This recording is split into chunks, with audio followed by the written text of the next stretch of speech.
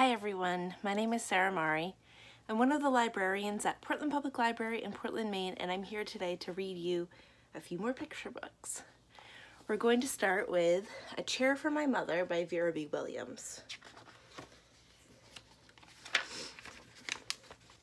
This book is dedicated to the memory of my mother, Rebecca Porringer Baker. My mother works as a waitress in the Blue Tile Diner after school. After school, sometimes I go to meet her there. Then her boss, Josephine, gives me a job too. I wash the salts and peppers and fill the ketchups. One time I peeled all the onions for the onion soup. When I finish, Josephine says, "Good work, honey," and pays me.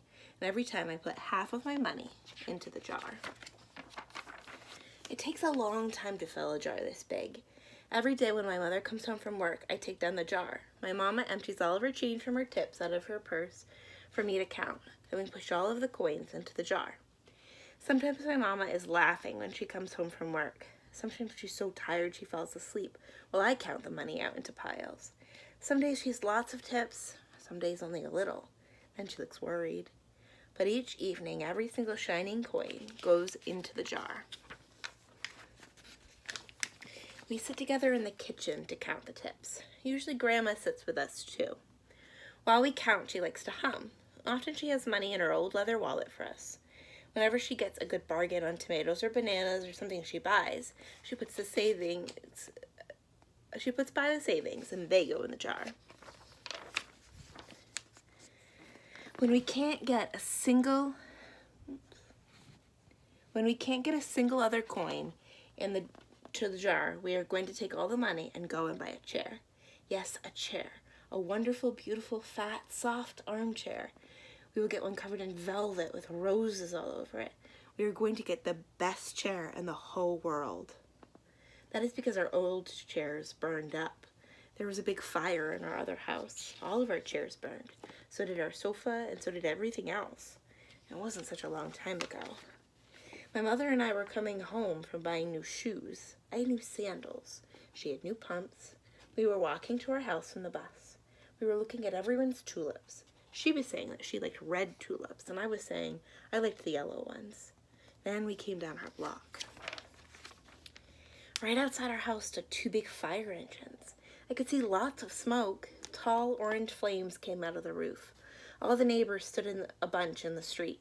Mama grabbed my hand and we ran. My Uncle Sandy saw us and ran to us. Mama yelled, "Where's Mother?" I yelled, "Where's my grandmother?"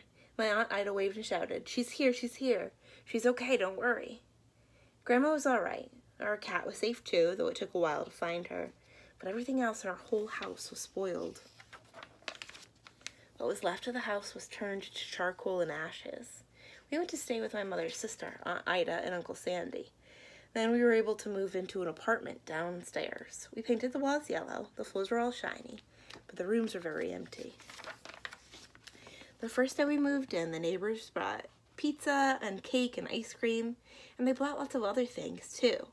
The family across the street brought a table and 3 kitchen chairs. A very old man next door gave us a bed from when his children were little. My other grandpa brought us a beautiful rug. My mother's other sister, Sally, had made us red and white curtains. Mama's boss, Josephine, brought pots and pans, silverware, and dishes. My cousin brought me her own stuffed bear. Everyone clapped when my grandma made a speech. "You're all the kindest people," she said. "We thank you very, very much. It's lucky that we're young and we can start over." That was last year, but we still have no sofa and no big chairs. When Mama comes home, her feet hurt. "There's no good place for me to take a load off my feet," she says. When Grandma wants to sit back and hum and cut up potatoes, she has to get comfortable as she can in our hard kitchen chairs. So that's how come Mama brought home the biggest jar that she could find at the diner, and all the coins start to go in that jar. Now the jar is too heavy for me to lift down. Uncle Sandy gave me a quarter. He had to boost me up just so I could put it in. After supper, Mama and Grandma stood in front of the jar. "Well, I never would have believed it, but I guess it's full," Mama said. My mother brought home a little paper wrapper for all of the nickels and dimes and quarters, and I counted them out and wrapped them all up. On my mother's day off, we all took the coins to the bank. The bank exchanged them for $10 bills. Then we took the bus stop to shop for our chair. We shopped through 4 furniture stores. We tried out big chairs and small ones, high chairs and low chairs, soft chairs and harder ones. Grandma said she felt like Goldilocks and the 3 bears trying out all of these chairs. Finally, we found the chair that we were all dreaming of, and the money in the jar was enough to pay for it. We called Aunt Ida and Uncle Sandy, and they came right down in their pickup truck to drive the chair home for us. They knew that we couldn't wait for it to be delivered. I tried out the chair in the back of the truck. Mama wouldn't let me sit there while we drove, but they let me sit in it while they carried it up to the door.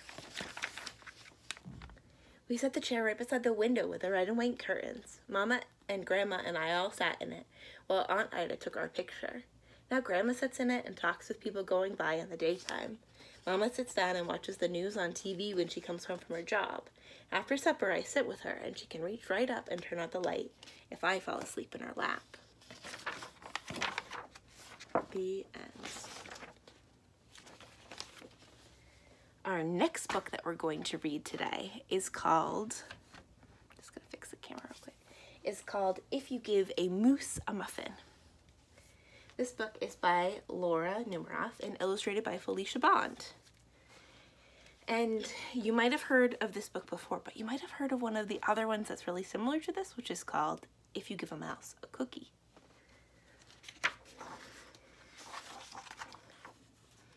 You can see the moose and the muffins in the window. If you give a moose a muffin, he'll want some jam to go with it. So you'll bring out some of your mother's homemade blackberry jam. When he's finished eating the muffin, he'll want another, and another, and another. And when they're all gone, he'll ask you to make more. You'll have to go to the store to get some muffin mix, and he'll want to go with you. When he opens the door and feels how chilly it is, he'll ask to borrow a sweater. When he puts the sweater on, he'll notice one of the buttons is loose. He'll ask for a needle and thread. He'll start sewing. The button will remind him of the puppets that his grandmother used to make. So he'll ask for some old socks. He'll make some sock puppets. When they're all done, he'll want to put on a puppet show. He'll need some cardboard and paints. Then he'll ask you to help make the scenery. When the scenery is finished, he'll get behind the couch, but his antlers will stick out. So he'll ask for something to cover them up, and you'll bring a sheet from your bed. When he sees the sheet, he'll remember that he wants to be a ghost for Halloween. He'll try it out and shout, "Boo!" But it'll scare him so much that he'll knock over the paints. So we'll use the sheet to clean up the mess, and then he'll ask for some soap to wash it out. He'll probably want to hang out the sheet to dry. He'll go outside and put it on the clothesline.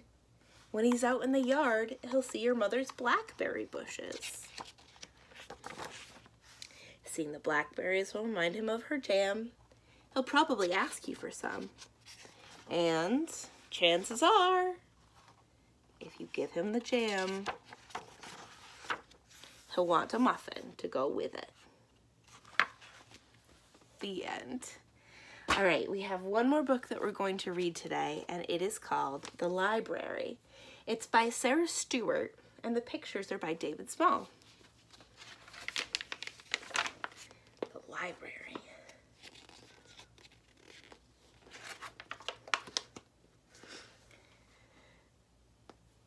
Elizabeth Brown entered the world, dropping straight down from the sky. Elizabeth Brown entered the world, skinny, near-shorted, and shy. She didn't like to play with dolls. She didn't like to skate. She learned to read quite early and at an incredible rate. She always took a book to bed with a flashlight under the sheet. She'd make a tent of covers and read herself to sleep. Elizabeth Brown went off to school, dragging a steamer trunk. Elizabeth Brown unpacked her books, breaking the upper bunk.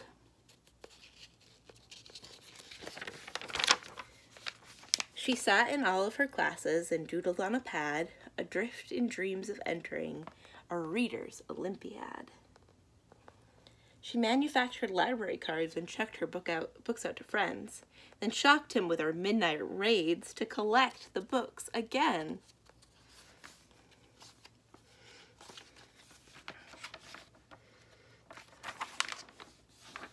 Elizabeth Brown preferred a book to going on a date. While friends went out and danced till dawn, she stayed up reading late. She took the train one afternoon and promptly lost her way, so she bought a house and settled down to tutoring for pay. Elizabeth Brown walked into town, summer, fall, winter, and spring. Elizabeth Brown walked into town looking for only one thing. She didn't want potato chips. She didn't want new clothes. She went straight to the bookstore and said, "May I have one of those?"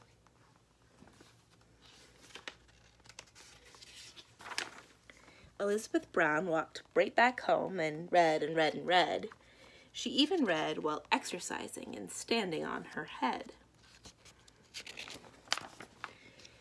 She made a list of groceries and tucked it in her book, then lost the list among the fruits and left with nothing to cook. She read about Greek goddesses while vacuuming the floor. Attending only to her book, she'd walk right into the door. Books were piled on top of chairs and spread across the floor. Her shelves began to fall apart as she began reading more. Big books made very solid stacks on which teacups could rest. Small books became the building blocks for busy little guests.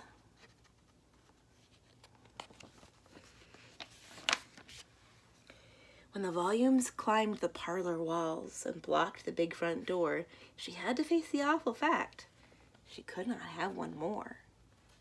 It's a lot of books. Elizabeth Brown walked into town that very afternoon. Elizabeth Brown walked into town whistling a happy tune. She didn't want a bicycle. She didn't want a bow. She went straight to the courthouse and said, "May I have one of those?" The form was for donations, and she quickly wrote this line: "I, E. Brown, give to the town all that was ever mine."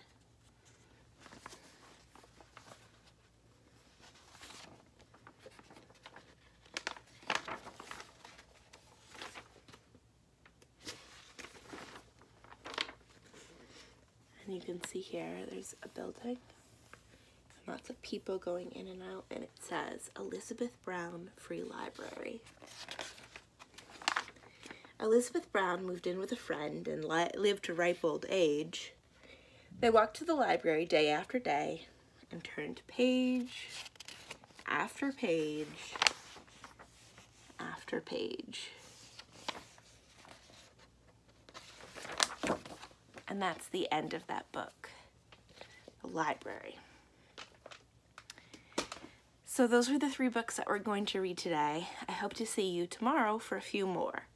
My name is Sarah Mari. I'm one of the librarians at Portland Public Library in Portland, Maine, and I hope to see you soon.